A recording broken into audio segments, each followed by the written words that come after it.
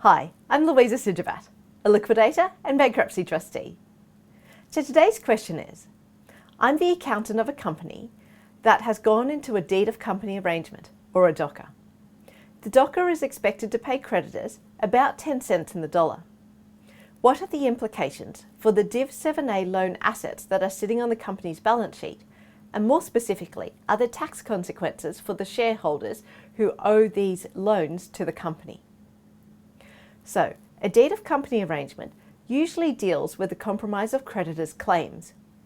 Although it can deal with the assets of the company, such as if they're to be sold or compromised or otherwise dealt with, the usual situation is that they usually don't.